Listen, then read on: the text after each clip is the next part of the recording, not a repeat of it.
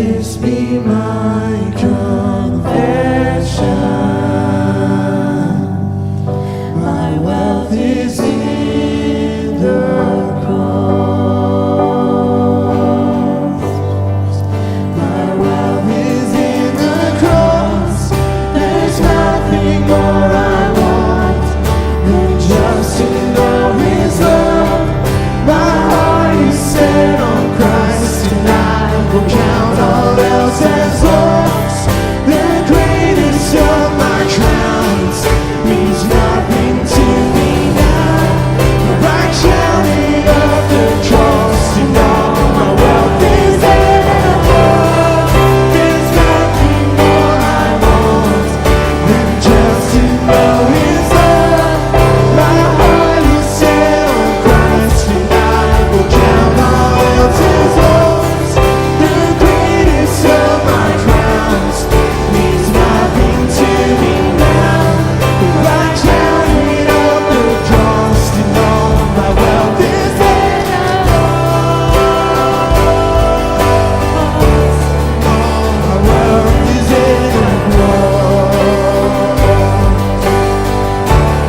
All my wealth is in the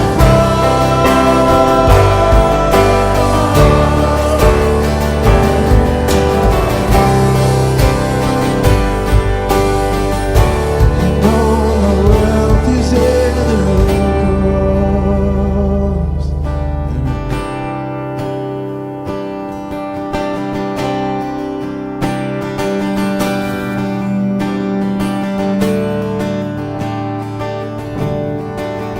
You give light, you are love, you bring light to the darkness. You restore, you restore every heart that is broken. Great are you, Lord.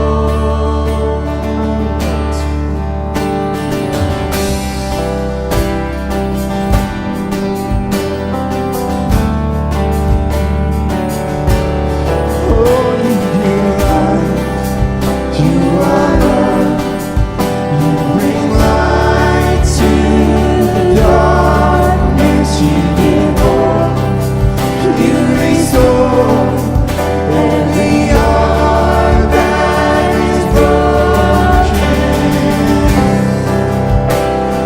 Great are you, Lord.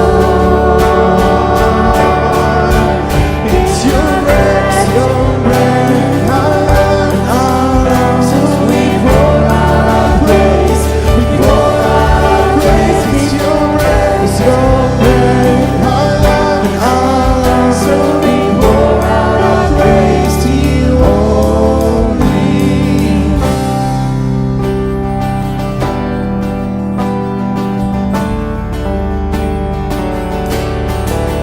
You give light, you are love, you bring light to the darkness. You give hope, you restore every heart that is broken. Great are you, Lord. It's your breath, our love, so we pour out our praise. We pour out our praise. It's your breath, our love, so we pour out our praise. We pour out our praise. It's your breath, our love, so we pour out our praise. We pour out our praise. It's your breath, our love, so we pour out our praise to you only.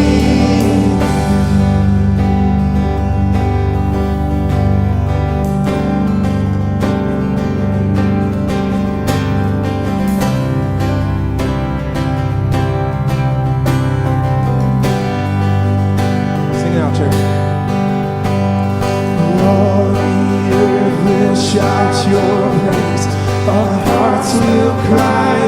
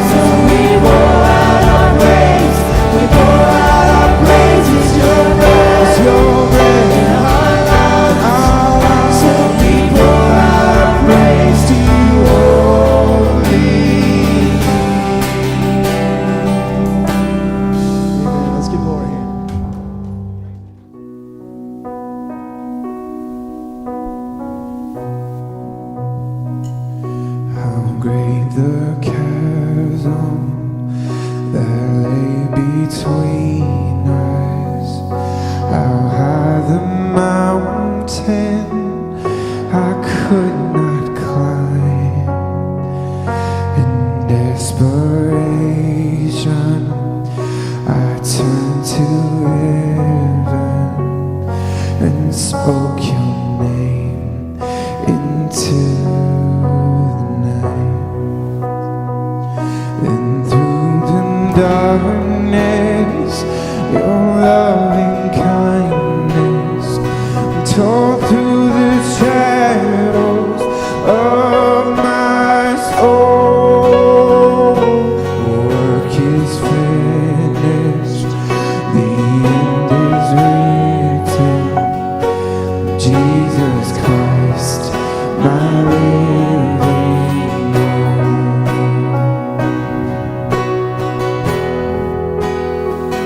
Who could imagine so great a mercy? What heart could fathom such boundless grace? The God of ages stepped down from glory to wear my sin and bear my shame. The cross has spoken, I am forgiven. The King of Kings calls me his own. Beautiful Savior, I'm yours forever. Jesus Christ, my living hope.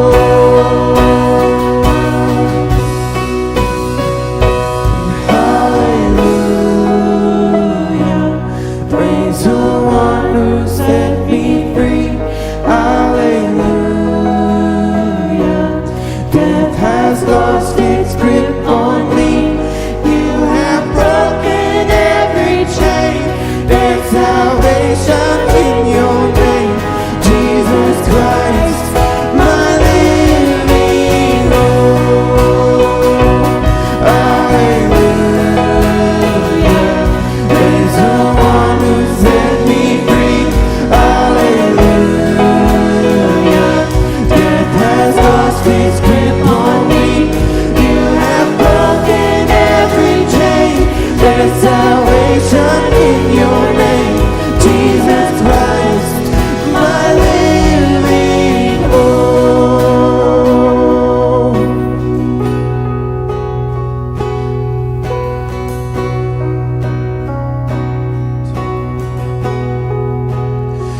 Then came the morning that sealed the promise.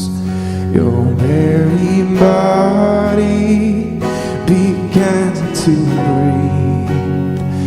Out of the silence, the roaring lion declared the grave has no claim on me. And came the morning that sealed the promise. Your very body began to breathe.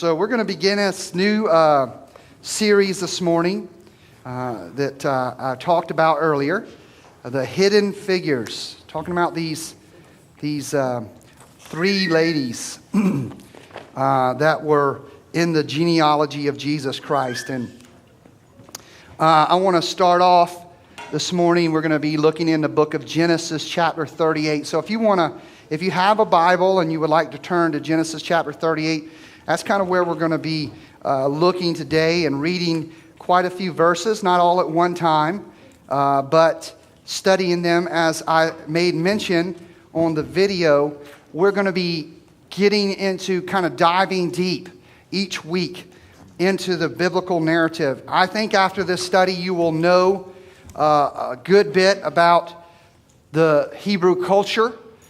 You will know, or at least it will be refreshed with you in your memory if you've already learned these things. I believe you'll be encouraged by the lessons, the principles that we can draw from their lives. Not only learning about history and the stories that are recorded in the Bible, some of the more hidden stories, as some of these stories will be, but we're going to bring them to light and bring them to life. Not just to life in today's world, but we're going to bring it into your life as you apply principles and lessons that we can learn from them. So I was thinking about this message and thinking about Tamar. How many of you had heard of Tamar before we started talking about it? Many of you. Okay, good. So this is familiar to many of you. A lot of you have never heard of Tamar before, so hopefully this will be helpful and a learning experience for you. As I was thinking about Tamar, I was thinking about this whole study of these women. I thought, most every little girl dreams of being a princess, of having a fairy tale wedding, and living happily ever after.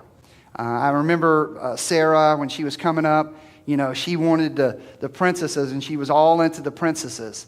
And it was so exciting that, we took her to Disney, and she had the little dress, the little Cinderella dress, that couldn't have been comfortable. That thing looked like it was scratchy and itchy and everything else. But she wore that thing all day long, and wanted to go see all the princesses. And we had the birthday party, at home for the Cinderella party. And she played with the dolls and all the rest. And it was just exciting to watch her just be in love with that. Wanted to have the tea parties and with all of her animals and all of her little dolls. And I remember as the boys, they weren't into the Barbie dolls, obviously. They were into, my boys were into wrestling figures. Well, eventually they got too old to play with the wrestling figures. So Sarah started using them. That was the escorts for the ladies, so she had the Barbie dolls, and then she had the wrestlers were like the dates. And so she'd have the little parties with them. But we know that Prince Charming doesn't always show up. And everything isn't always perfect. However, as reality does sit in, we find that many women today grow up only to have their dreams shattered, or at least shaken up a bit.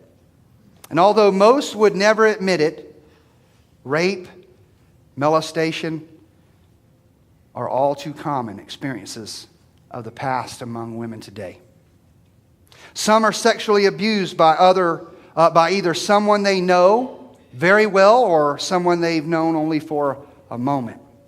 Some are emotionally abused, which leave them scarred and plagued with pain for years. Some experience an unplanned pregnancy and feel forced, or at least pressured, to have an abortion or to give up their child to adoption. Some young girls are neglected the love from their father, so they desperately long for that which they desperately long for. They begin seeking fulfillment through a promiscuous lifestyle and the first boy or first gentleman that comes along. Still others feel trapped in an abusive relationship and never seem to break free.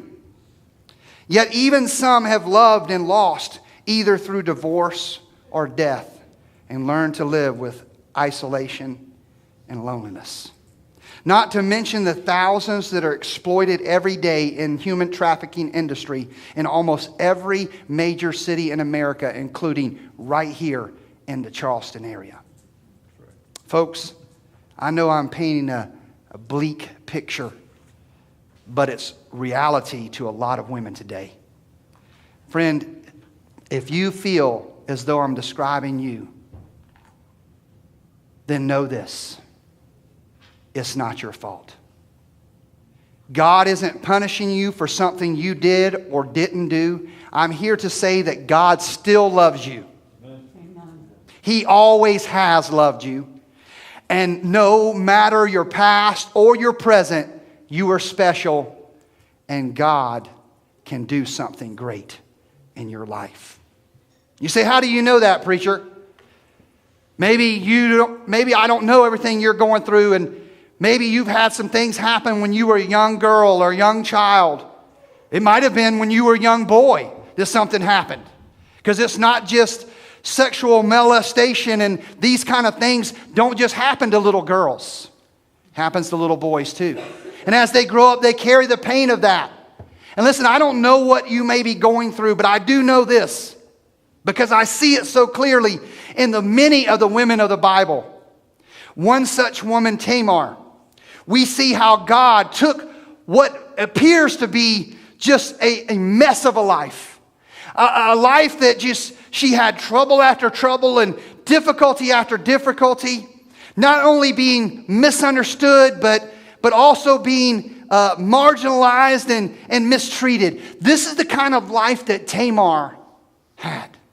And friends, not for one moment did she grow up as a little girl thinking that all that kind of stuff was going to happen to her. She had those fairy tale dreams. She thought she would become a mother one day. She thought she would be blessed and favored by God. She thought that she would be able to see her children and be a good wife to her husband. That's what she thought as she was growing up as a little girl. But reality set in for her. And that reality was a much different picture than what she had dreamed of as a little child. You see, Tamar, the daughter-in-law of Judah, the fourth-born son of Jacob, the twin brother of Esau, born to Isaac and Rebekah, son and daughter-in-law of Abraham. So you get the back picture of who we're talking about here. Jacob has a daughter-in-law whose name is Tamar. Tamar experienced disappointment, unfulfillment, grief, abuse, neglect, and scorn. She was mistreated by her family, misunderstood by her community. And for years, even the church, friends, even the church has looked down on Tamar as if she was some kind of a seductress who somehow deserved everything she experienced. But in reality, that's just not the case.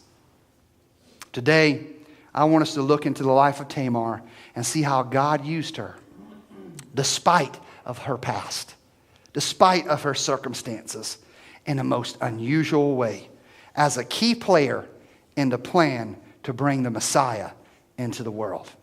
Would you bow with me as we begin this lesson this morning and pray? Dear Lord, we thank you so much for your word.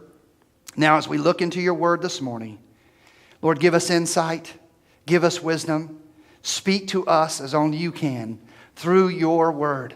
Lord, change us. Help us not to think about what we're going to do this afternoon or this evening. Lord, help us to be focused entirely on what your word has to say to us this morning. And Lord, help us not only to hear it, but be doers of the word if we need to change. Being obedient to your Spirit's leading, leaving here eternally changed because of what you've done in our hearts and our lives. In Jesus' name we ask. And all God's people said, Amen. So what can we learn from Tamar? I want us to begin reading verses 1 through 11 as we look at the beginning of the story.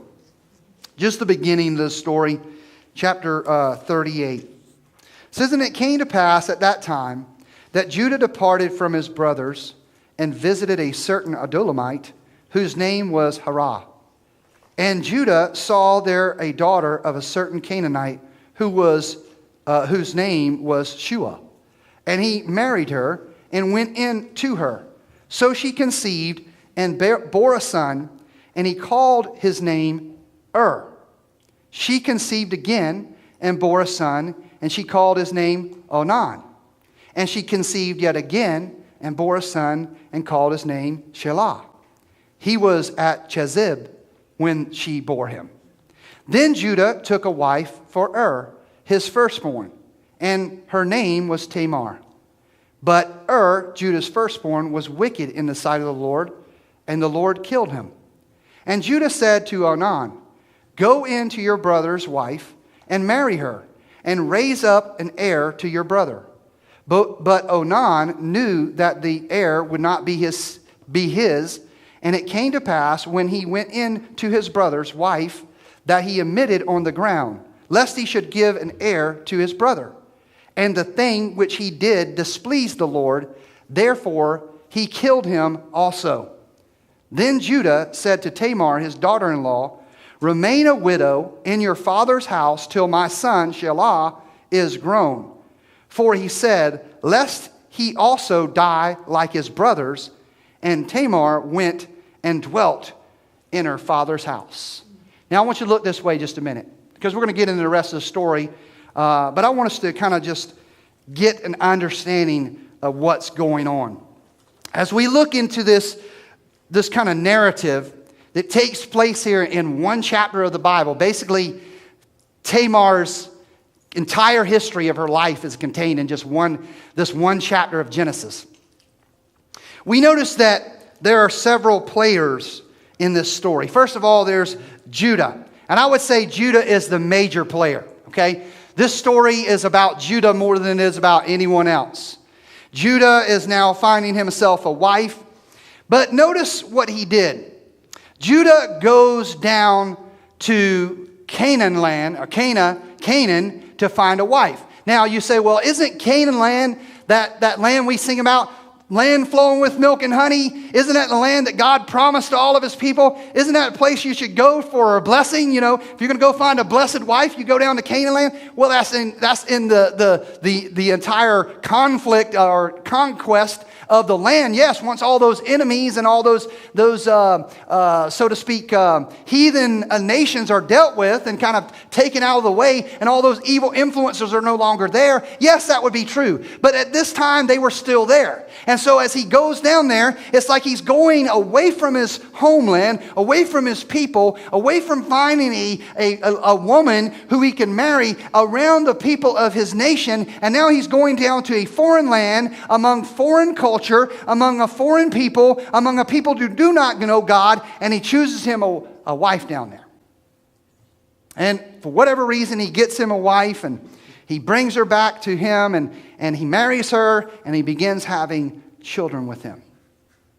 And not only that, Judah shows that he wasn't necessarily the ideal son, because not only did he kind of go away from kind of the cultural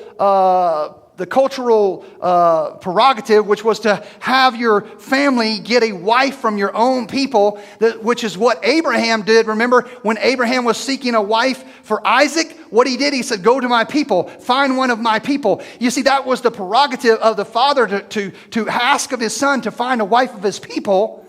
Not only did Judah not do that, but he found some friends down there he liked to hang out with. This Adulamite that he would hang out with. He'd spend a lot of time down there.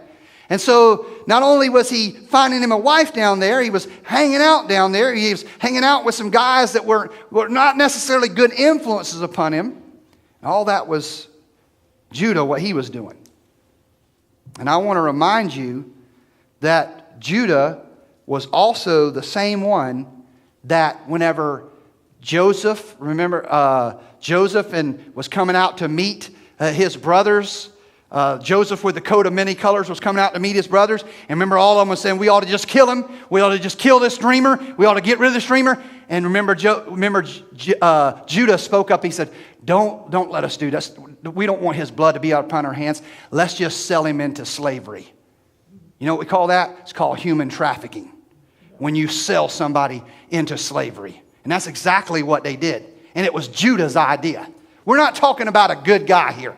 We're not talking about a good character here. We're not talking about a good or the most ideal son here. But stay with me. There's some lessons we can learn here in just a minute. But I want you to notice his sons. Now, his sons were apparently a little worse than he was, okay? Because at least Judah wasn't being struck dead, okay? He wasn't being killed for the things he was doing. Now, he might have been causing a lot of pain and a lot of hardship by the choices he was making, but at least he wasn't being struck to death by God himself because of the things he was doing. But it was quite obvious that's what was happening in the lives of his son.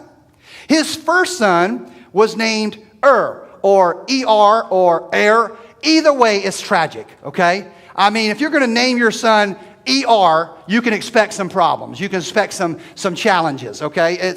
I imagine it went something like this. There were, the baby's being born, and it was the daddy's job to name the baby. And he says, what are you going to name it? He said, He said, well, there it is, Okay. No, that's not it. I don't want to name it No, it has already been written. His name shall be called Well, that's kind of what happened. So was not a very good guy. He was doing a lot of errors, okay? He was doing a lot of problems, and he was going the wrong way. He was so wicked, the Bible says that God killed him. God just took him out. God just took his life. And so, but he was married to Tamar. So now Tamar and Tamar, you can imagine, she has been called, she has been sought out. Judah has now found her. He has now brought her to and now they're married, and everything's going to be great. She's finally going to live out her fairy tale marriage to be a wife and to have children for her husband. That was all going to take place, and next thing you know, bam, he's taken out. He's dead. And she is instantly a newlywed widow. Just like that. Instantly, she is now a widow. This is not what you want to be as a young child, as a young girl, as a young bride. You don't want to be a widow all of a sudden. And this is what was going on. So was killed. Now, he had two other sons. One was named Onan, and the other was named Shelah. And according to the custom of the day, the next oldest living son, in the case of the oldest were to die being married, then the next oldest living son was to take that wife, the wife of his brother, to marry her and to now have children with her, so that child could be the son of his brother. It would not be his son, it would be the son of his brother. So it would carry on his brother's name in the lineage. Now, we've talked about this before, but I will remind you that back then, lineage was a big deal. Okay? Most of us, we have no clue of where we came from. That's why we got 23andMe. That's why we got Ancestry.com. It's becoming some more popular today. It's because we don't have a clue. If you knew, you wouldn't be paying $49.95 a month to figure it out. But you don't know. So you have to pay the service to find all these things out. You might know who your great-great-great-grandfather is, but beyond that, you probably don't know. Finding out those family trees was a big deal back then because it was about land possession. It was about inheritance. It was about having an inheritance that was promised through the Abrahamic covenant. God was promising them a land flowing with milk and honey, promising them a land that they would own forever, a land that would be theirs forever. Amen? Which is still true today.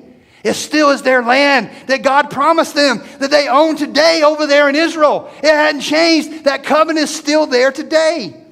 But yet, if the family tree ended and your family line ended, you didn't have a male to carry on your name, you would lose your portion of the inheritance. So God put laws in place. By the way, this custom eventually became a law when God gave the law to Moses in Deuteronomy, that this would become a law. That if your older brother died being married without children, you would have to step up being the next oldest and marry that woman and give her a child so that your brother would have a son to go on and carry on his line. But Onan didn't like that. You know what Onan was doing? He could have made a choice, right? Because we read the story, what he did, okay? I'm not going to go into details because you can figure it out. But I will say this. Onan could have very well said, no, I'm just not going to do that, right? I'm not going to have sex with her. I'm not going to have any kind of intercourse with her or any kind of relationship with her. I'm just not going to do it. He could have refused to do it. He could have done that. But what did he do? He went through the sex, but he didn't give her the seed. He went through the pleasure, but he didn't keep the promise. See what he was doing? He was abusing her. He wasn't doing what he should do according to the custom and according to the law, according to what he should have been doing for his brother. You see, even in that, now not only is Tamar widowed, brokenhearted because she's lost her husband. Now she has her husband's brother come in, and now he's abusing her. He's only using him for himself, for his own selfish pleasures. And she's still not having a baby. And God takes care of that right away. Didn't take long before God said, okay, I'm going to show you something. And bam, Onan's gone. Just like he did with And now Judah steps up and says, listen, Tamar, I only have one son left. And until he grows up, you're just going to have to wait. But once he grows up and gets old enough, you can take him as a husband. He can take you as a wife, and then he can raise up seed to your husband, and we'll continue the family line that way. That's what we're going to do. And so, as soon as she walks away, he says to himself, which we read in verse 11, right? He says to himself, well, I'm not really going to do that because I'm afraid that she's the curse, right? She's the problem. She's the one that's caused my son to die. She's the one that's caused my son Onan to die. And if I let her marry Shelah, it's going to be the same with Shelah. He'll be dead. And then I'll have no sons. See, this is what Judah was thinking. And so what did Judah say to Tamar? You just go on over there. You just go off to your father's house and you just wait until I call for you. And I'll let you know when that time will be. You know what he did? He shipped her away to his father's house. That's not what you were supposed to do. You know who was responsible for her to have a husband? You know who was responsible for her to have a child? You know who was responsible? It was Judah. The father-in-law. It was up for him. It was up for him to make sure that she could have a husband. It was his job to do that. It was Judah's responsibility. And at first it sounds like a reasonable request, but Judah forces her back to her home of her father's house, where now she's going to be among her other sisters and among her other brothers who are getting married, who are having children, and now she's this widow who's been outcast, who's been thrown out of her new family, who's not even good enough for her family that she has now. So she's not good enough. She's unworthy. She's abused. She's mistreated. She's cast out. She's all by herself. She feels like she's no good for anyone. No one wants to be her husband. She can't have a child. And folks, back then, that's what it was all about for a lady, for a woman back then. It was about getting married so that you could be a wife to your husband, and so that you could have children for your husband so it would carry on the family tree. That's what it was back then. Now, I know we got the women's lib nowadays, and they're like, well, I don't want to hear about barefoot and pregnant business and all that stuff. But that's how it was back then. It was about getting married and having children. That's what their primary role was in life, and raising those children up. This is what Tamar was taken away from her. That part of her life was taken away. So there we find the beginning of all of this situation. But I want you to notice the problem. Verses 12 through 18. And it's a very big problem. Now, in the process of time, the daughter of Shua, Judah's wife, died. And Judah was comforted and went up to his sheep shearers at Timnah.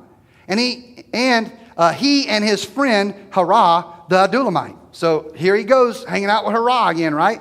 And it was told Tamar, saying, look, your father-in-law is going up to Timnah to shear his sheep. So she took off her widow's garment and covered herself with a veil and wrapped herself and sat in an open place, which was on the way to Timnah, for she saw that Shelah was grown, and she was not given to him as a wife. When Judah saw her, he thought she was a harlot, because she had covered her face. Then he turned to her by the way and said, please let me come into you. For he did not know that she was his daughter-in-law. So she said, what will you give me, that you may come in to me? And he said, I will send a young goat from the flock. And she said, will you give me a pledge till you send it? Then he said, what pledge shall I give you? So she said, your signet and cord and your staff that is in your hand. Then he gave them to her and went into her, and she conceived by him. I want you to stop right there and just look this way for a moment. Judah had a problem. His wife was now gone, and being a widow himself, he had sons. At least he had one son still left, right? His son was going to carry on his name, and he was making sure it was carrying on his name because he was making sure she wasn't going to marry Tamar. Because Tamar was the curse, right? It's like, I'm not going to let her marry Tamar. I'm going to find him a different wife so that he'll have children. So now he's out there, already has little respect for women because of what he's done to Tamar. Already cast her off, not trying to help her, not trying to encourage her, but cast her off like something's wrong with her, like she's a curse. And now he's looking for love in all the wrong places. And he finds him soliciting a supposed prostitute, right? He sees a woman covered with a veil sitting out on the open area where prostitutes normally sat, in the fashion in which prostitutes normally were presenting themselves. And so he supposes that she's a prostitute, not knowing it's his daughter-in-law. He goes up to her and he says, what will you charge me basically to have sex with you? That's what he was saying. He wasn't looking for a wife. Very different language here. He wasn't looking for somebody to settle down with and to take back home and to have more children with. He was looking for somebody to blow off some steam or whatever you want to call it. He was just having a one-night affair. He wanted to have an affair with this supposed prostitute. Basically planning on making her a regular. He pays her. He said, listen, I'll send you something later. I'm going to see you again. It's sort of like a language to say, hey, I want you to be my regular client. So when I come into town, or my regular person. So when I come into town, I want to find you here waiting on me. This is kind of the situation that Judah was doing. And Tamar had a different problem. She was being neglected. She was being forgotten by the one person who could make things right. The only person who could make things right in her life, as far as she knew, was Judah. Judah could do something about it. He could have given her a husband and she could have children. But no, he was off messing around with prostitutes. Forced to live a life of a barren widow in her own father's house. You know who's supposed to take care of widows? You know who's supposed to do that? Widows weren't supposed to be just cast off and not taken care of. It was supposed to be her children or her in-laws. And if she had no children, it was left to the in-laws. And what did her in-law do? What did her only living in-law do? Get away. Go back to your daddy. I don't have anything to do with you. And you're surely not marrying my son. Tamar had a problem. But what came out of all of this? I want you to notice the next verses 18 through 30. So she conceived, right? Verse 18. And went and conceived by him. So she arose, verse 19, went away, laid aside her veil, put on the garments of her widowhood. And Judah sent the young goat by the hand of his friend, the Adullamite, to receive his pledge from the woman's hand. And he did not find her. Then he asked the men of that place, saying, where is the harlot who was openly by the roadside? And they said, there was no harlot in this place. So he returned to Judah and said, I cannot find her. Also the men of this place said that there was no harlot in this place. Then Judah said, let her take them for herself, lest we be ashamed. You know what he was saying? Well, then just leave her alone. Let her keep that stuff, because I don't want nobody finding out that I was messing around with prostitutes. That's what he was saying. He said, let her keep them for herself, lest we be ashamed. For I sent this young goat, and you have not found her. That's the result. And it came to pass about 3 months after that Judah was told, saying, Tamar, your daughter-in-law, has played the harlot. Furthermore, she is with child by harlotry. Folks, Judah did his own thing, right? He did his own error of way as he sought out a harlot to please him and to pleasure himself. And now here is Tamar 3 months later. You can't hide it anymore. She's got the baby bump going on. She's now she's demonstrating that she is pregnant. And people are starting to talk about her. And in the community, they're all saying, where she's there with her father, they're saying, uh-oh, Tamar has done messed around with somebody. She's an unmarried woman and she's pregnant. She's pregnant out of wedlock. You think somebody might look down on that today? Back then, it was a bad deal. Okay, people you were just humiliated, judged, downed, discarded. It was just a bad thing for you to do that back then. And they considered her, they were basically branding her as a prostitute. Somebody who would sell herself, sell her body for money or for some kind of gain. Forced to live a life, there she was. Now she was experiencing all of this heartache and all this difficulty from the community. But let's go on. What does it say? So Judah said, bring her out and let her be burned. When she was brought out, she sent to her father-in-law, saying, by the man to whom these belong, I am with child. And she said, please determine who these are, the signet and cord and staff. So Judah acknowledged them and said, she has been more righteous than I, because I did not give her to Shelah, my son, and he never knew her again. Judah had lost something valuable whenever he gave away those things, that signet. His position, it represented his position in his family. His cord or bracelets was something that it was personally identifying himself. And his staff, his ability to perform, which was the shepherd's staff.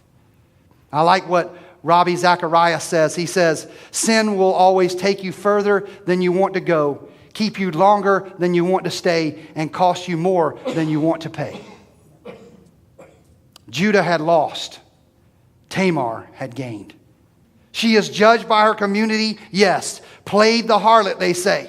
She is condemned by her father. Let her be burned. But God had a plan. Tamar is vindicated as she is given not just one son, but two. Look at verse 27 to the end of the chapter. Now it came to pass at the time for giving birth, behold, twins were in her womb.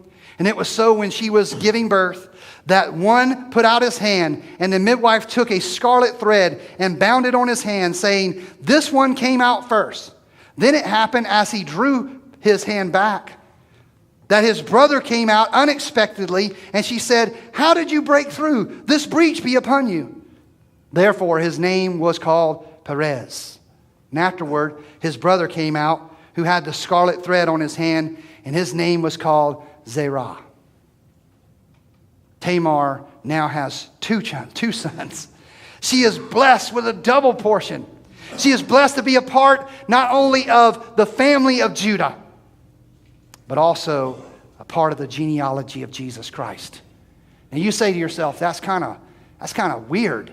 The father-in-law would have a baby with his daughter-in-law. Listen, remember, they weren't the same family. It wasn't incest. Okay? This kind of stuff happened a lot back then. I mean, I would think it's a little strange today if your brother died and you went over and married your brother's wife. Most people probably think that's a little strange today.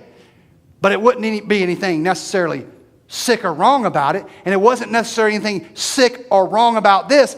Judah on his own wouldn't have ever thought of doing that. But it wasn't anything significantly wrong with it, especially not at the time.